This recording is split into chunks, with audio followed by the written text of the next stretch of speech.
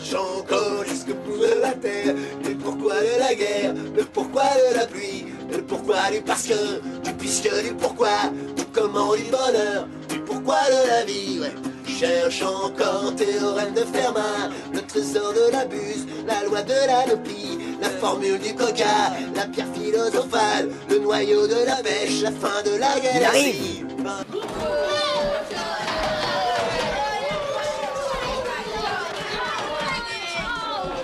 On se calme, on se calme. Dans ce MOOC, nous allons apprendre à lire la loi. Nous allons prendre un exemple fondamental, la loi Firasso, qui permet aux universités françaises de choisir de former une confédération comme Oxford ou University of London, ou de former une fédération comme l'Université d'Islamabad, suivant la vieille tradition française de la bureaucratie centralisatrice.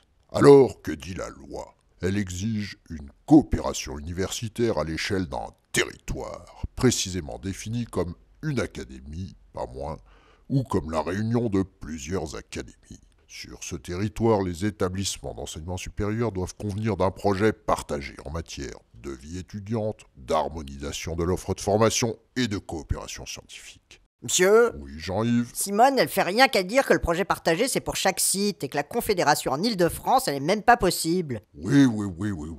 Simone a encore eu une mauvaise lecture de la loi, pas étonnant. Son petit copain est à la tête d'un presque. Mon petit Jean-Yves, reprenons. À Paris, le projet partagé doit être à l'échelle de Paris, c'est-à-dire l'académie, ou à l'échelle interacadémique, c'est-à-dire l'Île-de-France. Quant aux autres allégations de Simone, soyons sérieux. Sa parole ne vaut rien face aux multiples déclarations de la ministre spécifiant que le choix de l'organisation serait laissé aux universités. Ce point est garanti par la loi qui spécifie explicitement que cette organisation peut être fédérale ou confédérale. Quelle est la différence entre fédéral et confédéral, Pascal ?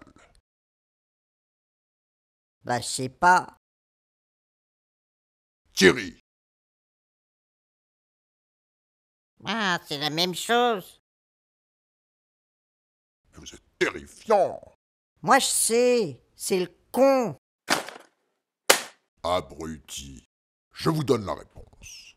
Dans une organisation fédérale, les établissements transfèrent une partie de leurs compétences à l'établissement fédéral, en l'occurrence la Q, Communauté d'universités et d'établissements.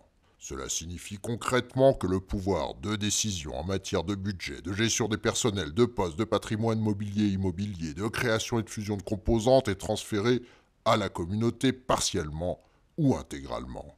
Les décisions de la communauté s'imposent aux établissements, qui cèdent donc une partie de leur souveraineté à une structure fédérale non démocratique. Bref, ce qui différencie la fédération de la confédération, c'est l'ajout d'une nouvelle couche de millefeuille bureaucratique.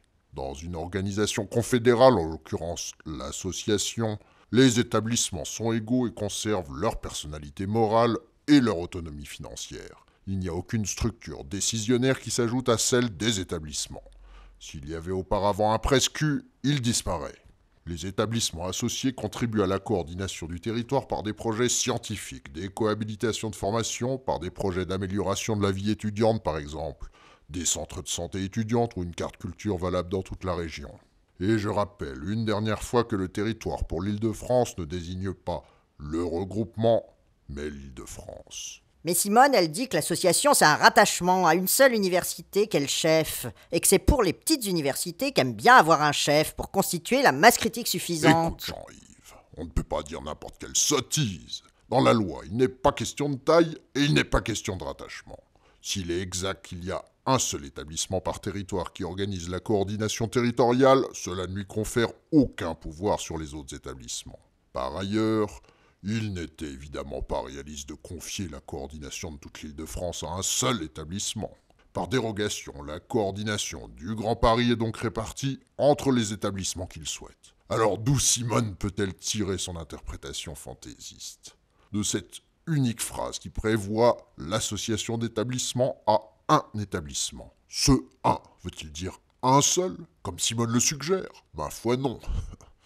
Ce « un » ne peut être l'adjectif numéral cardinal, car la loi précise qu'un établissement peut être associé à un ou plusieurs établissements. C'est donc que ce 1 est un article indéfini qui vaut pour chaque établissement. Il n'y a donc aucune ambiguïté. Suite aux amendements du Sénat, la loi garantit l'égalité intégrale entre les établissements associés. Pour conclure, écoutons la manière dont le conseiller enseignement supérieur et recherche auprès du président de la République nous décrit l'université de l'avenir. C'est peut-être l'information la plus importante.